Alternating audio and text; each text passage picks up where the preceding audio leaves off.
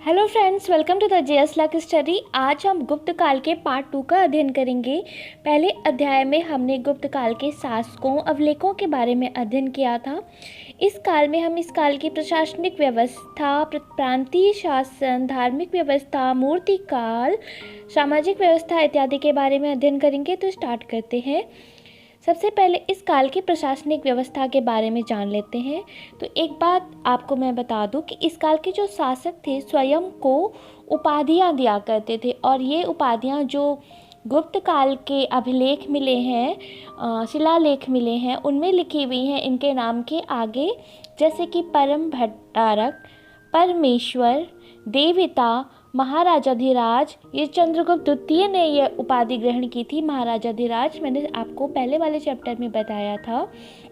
देवता या देवी इन्होंने अपने नाम के आगे यूज किया है, और ये अपनी तुलना ईश्वर के समान करने लगे थे इस काल में।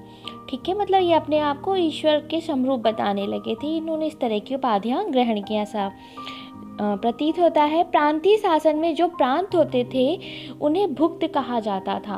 एग्जाम में जैसे पूछ लेते हैं गुप्त काल में प्रांत को क्या कहते थे, या ऑप्शन में दे देते हैं भुक्त क्या है, और भी 3 ऑप्शन दे देंगे एक्स्ट्रा। तो प्रांतों का नाम ही भुक्त होता था, और भुक्त को देश या अवनी भी कहा जाता था।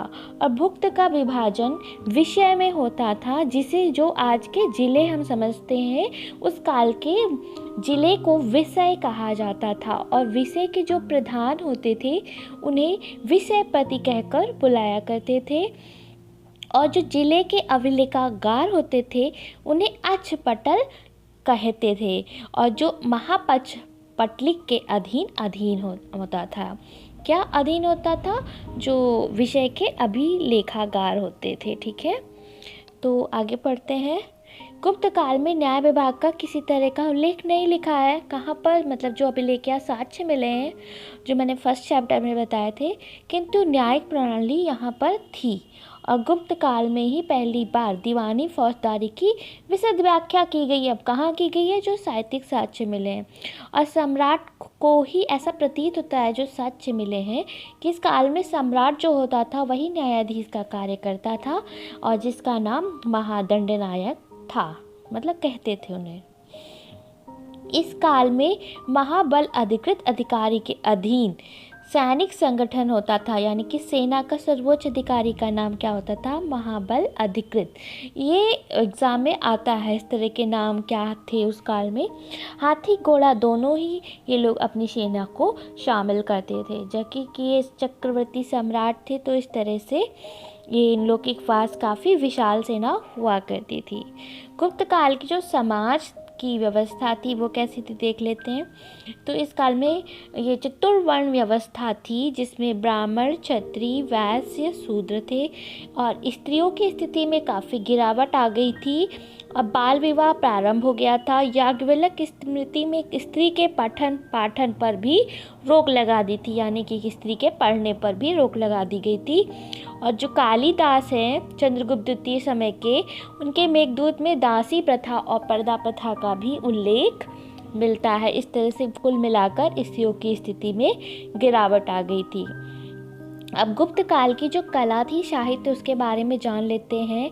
तो ये कला साहित्य में बहुत ही ज़्यादा विकसित थे, और इन्हें वास्तुकला का क्लासिकीय मॉडल इन्होंने विकसित किया था। एग्जाम में जैसे पूछ लेता है क्लासिकीय मॉडल किससे रिलेटेड है, तो आपको टिक करना होगा गुप्त काल से। और जो मंदसौर का अभिलेख मिला है, इसमें दासपुर मंदिर को शिखरशाला बताया गया है। वैसे यहाँ के जो मंदिर हैं, मतलब कि वो एक ही सिंगल मंजिल के हैं, ऐसे डबल मंजिल, ट्रिपल मंजिल के नहीं हैं। लेकिन मंदसौर अभिलेख में एक दासपुर मंदिर मिलता है, जिसे बताया गया है कि वो कई शिखरों में बना हुआ है मंदिर। ठीक है, गुप्त काल के मंदिर पत्थर से बने हुए, और इससे पहले मंदिर ना लकड़ी या गुफा काट के बनते थे, पर इस काल के जो मंदिर हैं उनका निर्माण पत्थर से किया गया है। अब गुप्त काल के कुछ मंदिरों के नाम जान लेते हैं कि आपको पहचानना होता है। पूछ लेता है किस काल के मंदिर हैं, तो भूमरा का शिव मंदिर, टिगवा का विष्णु मंदिर, और नचुरा कुठार का पार्वती मंदिर, और देवगढ़ का दशावता मंदिर, खो का मंदिर, भीतरगांव का मंदिर, शिरपुर का लक्ष्मण मंदिर, और लाड खान का मंदिर, दरा का मंदिर, और उदयगिरी का विष्णु मंदिर। अब जो भीतरगांव का मंदिर है, सिरपुर का लक्ष्मण मंदिर, देवगढ़ का दशावतार मंदिर।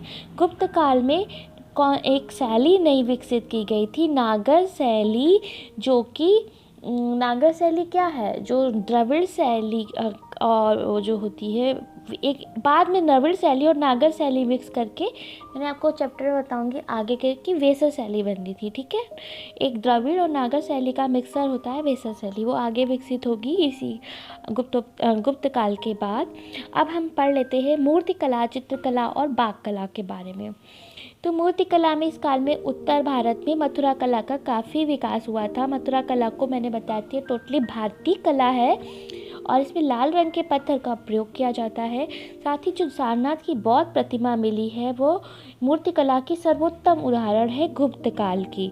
चित्रकला में अजंता के मंदिर इसी काल के हैं, और जो कि बहुत ही उत्कृष्ट उदाहरण है। अजंता के चित्रों में गैरिक लाल, पीला, हरा, नीला, हरे रंग का प्रयोग किया गया है। अब बाग चित्रकला अजंता चित्रकला की जगह लौकिक जीवन से रिलेटेड है। यह चित्रकला आवश्यक रूप से गुप्त काल की ही है। बाग चित्र का मतलब मैक्सिमम जो चित्रकला है इस काल की, वो गुप्त काल में ही की गई है।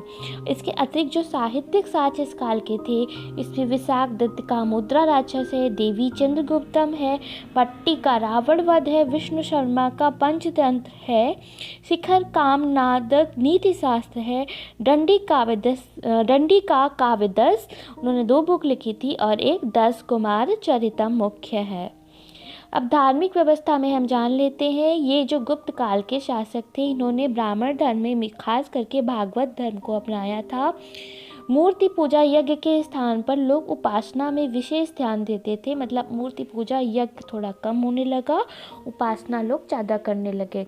और जो इस काल के कुमार गुप्त थे, वैसे तो सभी ने भागवत धर्म ग्रहण किया था, किंतु कुमार गुप्त जो थे वो शैव धर्म अनुयायी थे। इस चैप्टर को हम समाप्त करते हैं गुप्त काल को। अगले चैप्टर में हम गुप्तोत्तर काल के बारे में अध्ययन करेंगे। आप चैनल को सब्सक्राइब कर सकते हैं ताकि आपको वीडियो मिलते रहे, और आप वीडियो को शेयर भी ज़रूर कीजिए। Have a good day. Thank you so much.